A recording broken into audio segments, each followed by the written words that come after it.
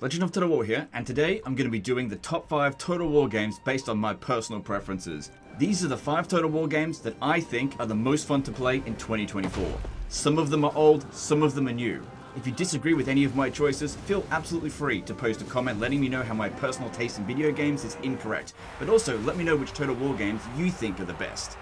I value your opinions, and you might just say something that'll convince me to give the game another go. I'm going to be painting with a broad brush here today. Most Total War games have a standalone expansion that are on the same tier as the original. If I was to put the standalone expansion in a separate entry, this list would only really cover 2 games. But keep in mind, I'm taking those expansions into consideration with this list. And before we get into the list, I need to tell you about this video's sponsor. Today's video is brought to you guys thanks to Asus ROG and Nvidia GeForce. If you've been following the channel the past few months, you'll know how important it is to have reliable computer equipment. Poor quality, high-end equipment cost me so many hours trying to fix, and in the end needed to be replaced. I've been using Asus ROG GeForce hardware since I first started on YouTube. That's why I'm confident to promote them to you guys. There are more than 600 games that directly benefit from the AI RTX technology in an Asus 40 series graphics card. Each week, new games integrating the Nvidia DLSS and ray tracing are announced. Some of you have seen me play Satisfactory, and you know I do love this game and recommend it, and now that it's out of early access, it has support with DLSS Super Resolution and DLAA. The ROG Nvidia GeForce RTX 40 series GPU will take your Total War experience to the next level. It's time to drop the small unit scale battles and pump it up to Ultra, and push those 30,000 entity battles just because you can. No more slideshow battles at 6 FPS. Don't settle for anything less than 60 FPS on any Total War game, except for Total War Attila, because that game was designed for future hardware that hasn't yet been developed. For general gaming, you can't get any better than the Nvidia DLSS to max out your performance and quality from any game that's coming out. When you purchase a good GPU, it future-proofs your rig so you don't have to upgrade it again for years. I managed to go nearly 8 years between needing to upgrade from my last PC. Experience ray tracing and DLSS 3 on the latest GeForce RTX 40 series GPU. You can't go wrong with Asus ROG. Check out the link in the pinned comment and the description for more details. Big thanks to Nvidia and ROG for sponsoring this video.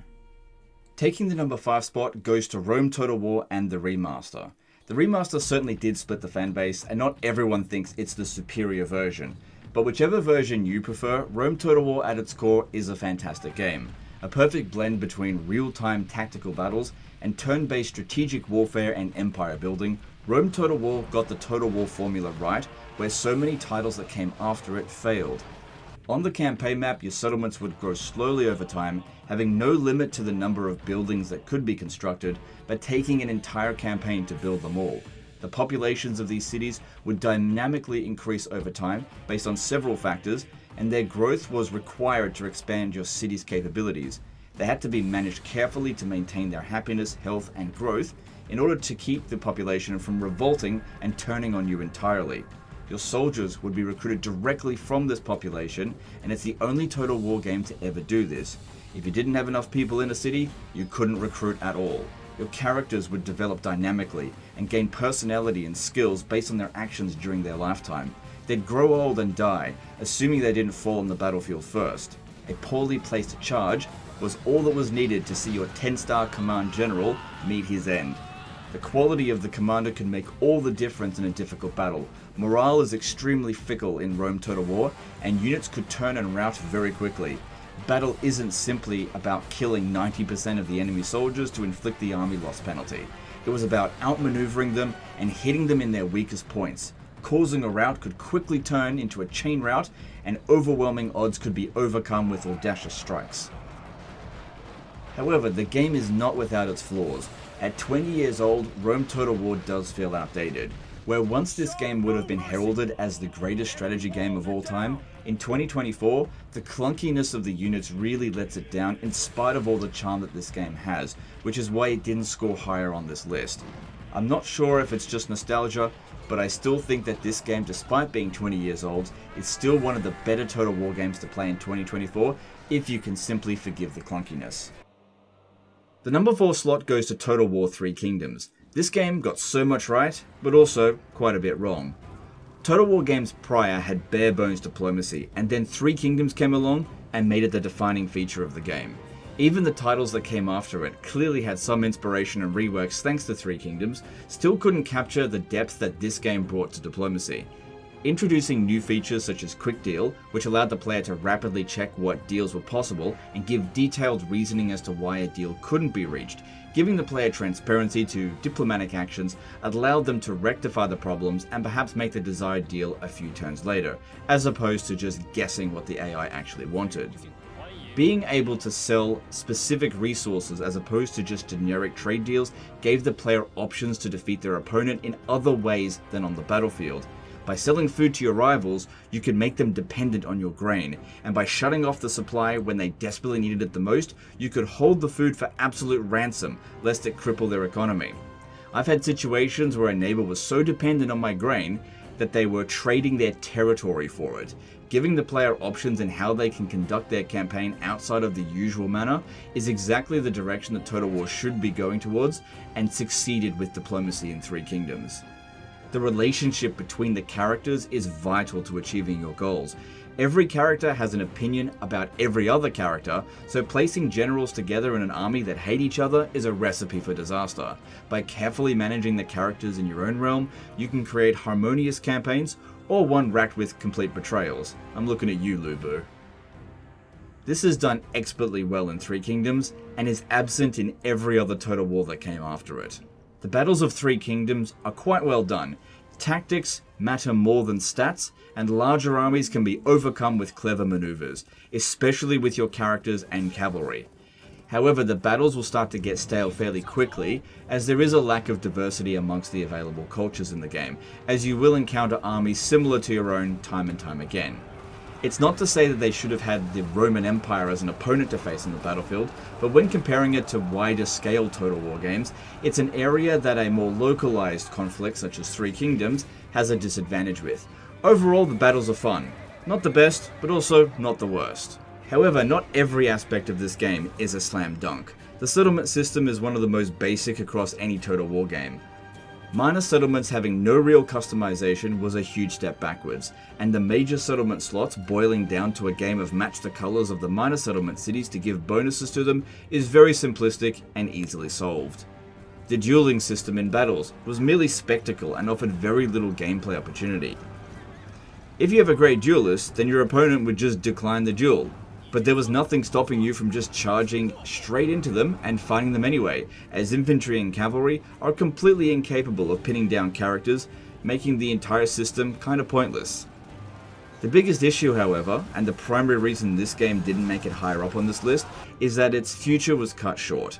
The full campaign map was never realized, as the northern expansion that was originally planned was scrapped, and there is no actual starting date where the Three Kingdoms periods actually begins.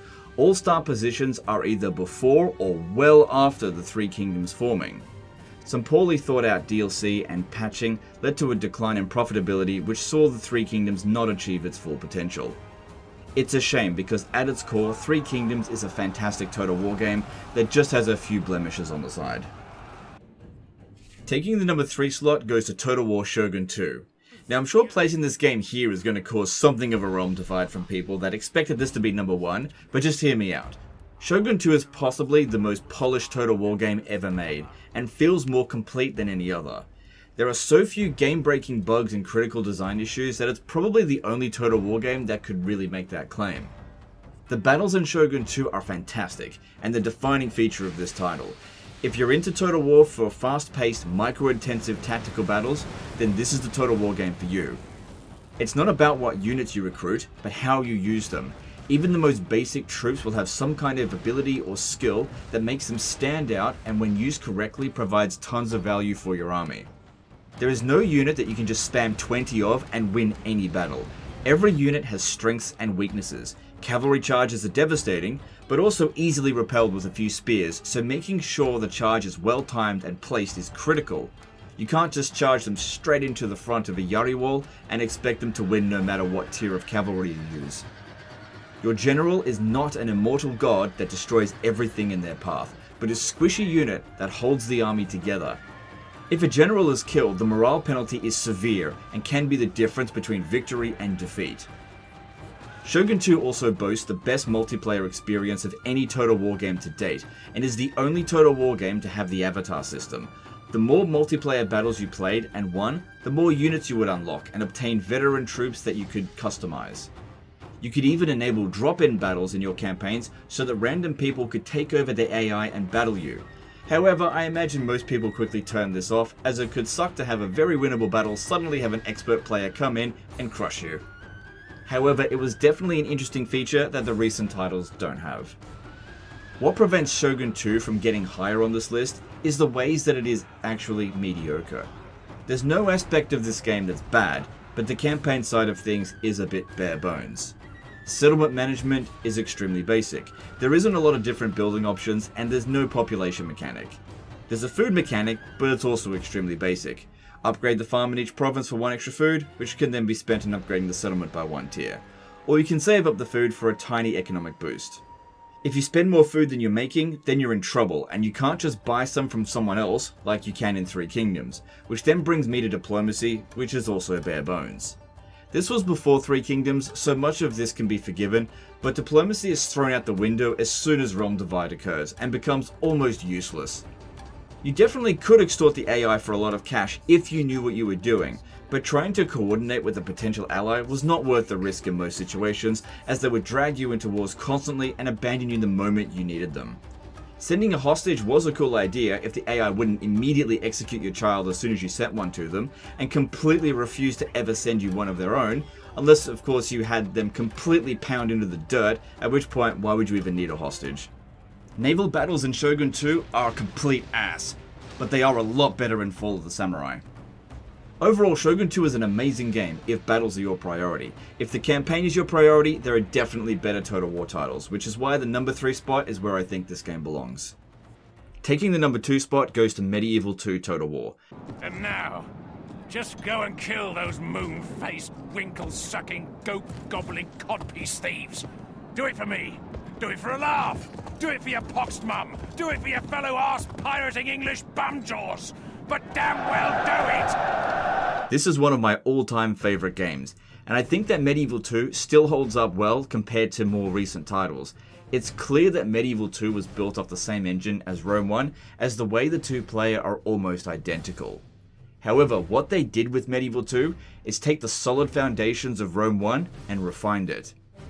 Every game on this list so far has had one main thing that they excelled at, but when it comes to Medieval II, it got nearly everything right. Starting with the battles, they slowed things down considerably from the super fast-paced battles of Rome 1, without diminishing the need for careful maneuvers and morale shocks. Whilst it can certainly be satisfying to grind the enemy's peasants down using dismounted feudal knights, cavalry is king in Medieval II. Whoever has cavalry superiority has the advantage. But even if you didn't have it, you could still win with the right moves. Putting your spears in Skiltrum formation to stifle their charges while your crossbows tore them to ribbons is very satisfying if cavalry just isn't your thing. Every single unit type has some use. Even the weakest peasants could be vital in securing victory as long as you knew how and when to use them. Medieval II covers the widest time frame of human history in a Total War game, spanning over 4 centuries of medieval Europe. Starting the game with the basic spears and mailed knights, and eventually recruiting cannons, early gunpowder weapons, conquistadors, super heavy cavalry, elephants that have mounted cannons, just to name a few. And the fact that every unit in the game's visuals would change depending on the armor upgrade they obtained was something that was only ever present in this game. Seeing your levy spearmen go from wearing rags to padded to chainmail was very cool. Some units had more upgrades than others, but the core concept was solid. It also has the best recruitment system in any Total War game. A unit pool of available troops at each city or castle disincentivizes the player from spamming the strongest unit. You had to recruit what was available, so your armies would be mixed with different types of units, or else it would take forever waiting for that one unit you wanted to spam, which would lead to campaign stagnation. As much as you might want to make an entire army of just Knights Templar, they just took a while to get new units added into the pool, so there was nothing wrong with getting a couple of spears and crossbow units to fill in the gaps in your army. The greatest thing about it was that the AI had to play by the same rules as the player, so it was hilarious when after crushing several of their armies in a short time span, to see them walk around with half an army of ballista. It's because they had exhausted their pools of other troops and had nothing else that they could recruit. Seeing a Total War game where the AI didn't just ignore the core mechanics of the game was so refreshing. Crusades and Jihads gave the player a lot of gameplay options. Sending your English crusade to Jerusalem to carve out a piece of the Holy Land is something that a lot of people played out. The Crusader army would be free of upkeep and move twice as far on the campaign map. It couldn't attack nations of the same religion even if their two countries were at war. When you finally arrived at your conquered target, you'd be left to pay the troops that survived and somehow hold on to the hostile and corrupt territory of a different faith and completely surrounded by people that wanted their land back. You'd make a lot of money going on crusade and then spend all of it trying to hold on to it. Everything about this system was unbalanced as hell, but incredibly fun. Medieval 2 also has the highest value expansion pack of any Total War game ever made. The Kingdoms expansion brought 4 smaller campaigns that had distinct features such as historical characters and played out very differently from each other. The Britannia, Teutonic, Crusades, and America campaign each focused in and refined the gameplay of the specific locations and time frames they represented, making them feel smaller in scale but more detailed. One might even say each of these campaigns was a Total War saga. But like any Total War game, Medieval 2 has its flaws. Diplomacy was near useless. The AI does not put up much of a fight even on the hardest difficulty. You could easily say that Medieval 2 is the noob friendliest of all the Total War games, which certainly isn't a bad thing if you're looking to play your first Total War game and you're worried you'll find it too difficult, then Medieval 2 is the right place to start. Overall, Medieval 2 remains one of the best examples of what Total War is capable of and why Medieval 3 when is one of the most common comments when a new Total War game is announced. Maybe one day, guys. It's only been 18 years. It's also the only Total War game that has overwhelmingly positive reviews on Steam. So why then did it get the number 2 spot? The top spot could have only ever gone to this game. A game so epic that it's been a decade in the making. Total War Warhammer 3. It's been a rough ride for Warhammer 3, a really crappy launch and some questionable decisions from the developers, but the game is shaping up nicely now.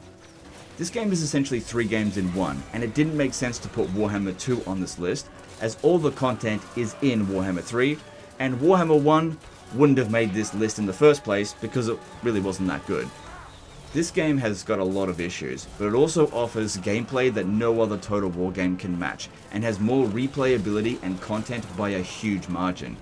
Even if you only own Warhammer 3 and none of the DLC or other games, you still have a lot to play with. But we can't deny that owning the whole experience is very expensive. So what is it about Total War Warhammer 3 that got it to the top of this list? There are 96 playable lords in the game, soon to be 100. And each of them offers a different Total War experience.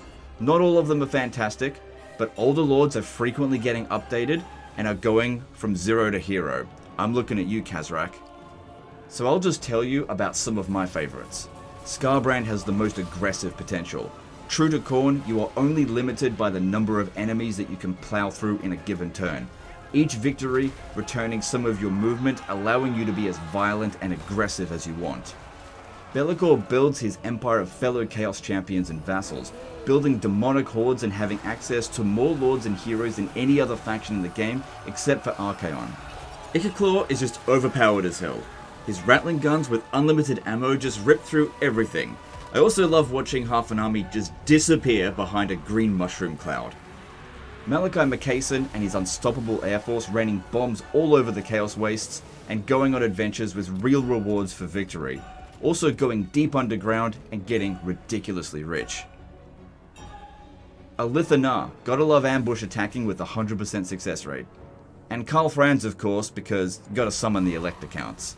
And Warhammer 3 has also had a massive improvement to its diplomacy since Warhammer 2, where it's actually really useful to get allies and coordinate, recruit from, and borrow their armies. The diplomacy isn't quite on the same level as Three Kingdoms, but it's pretty close. With so many different ways to play the game and so many distinct cultures, it's little wonder some people are racking up thousands of hours in this game. and having watched it grow from the humble beginnings in Warhammer 1, it's been great to see what it has eventually evolved into now, with of course a few bumps along the road. But like any Total War game on this list, it's not without its flaws. The AI still leaves a lot to be desired, from being frustratingly cowardly on the campaign map to being completely incapable of holding a battle formation in some situations. The sieges have been dreadful the entire way through Warhammer 1 to 3, and yet somehow they keep getting worse. Siege rework when? Overall, Warhammer 3 is the most content-rich Total War game ever made, and there is some fantastic gameplay to be had. I find it's most enjoyable to just avoid all the stuff that doesn't work well or isn't fun. Sorry, Tretch. So those are my picks for the top 5 Total War games. I'm sure you guys will have a lot to say about it, and feel free to do so in the comments below. I also want to recognize that mods are an important part of the Total War experience for many players, and the reason I didn't take them into consideration here is because every Total War game has amazing mods. But if I had to say which game had the best mods for me personally, it'd be Medieval 2. I hope you've enjoyed this video and appreciate every one of you. Don't forget to check out the link in the pinned comment or description and help support the making of these videos with Asus ROG and Nvidia. And we'll see you in the next video.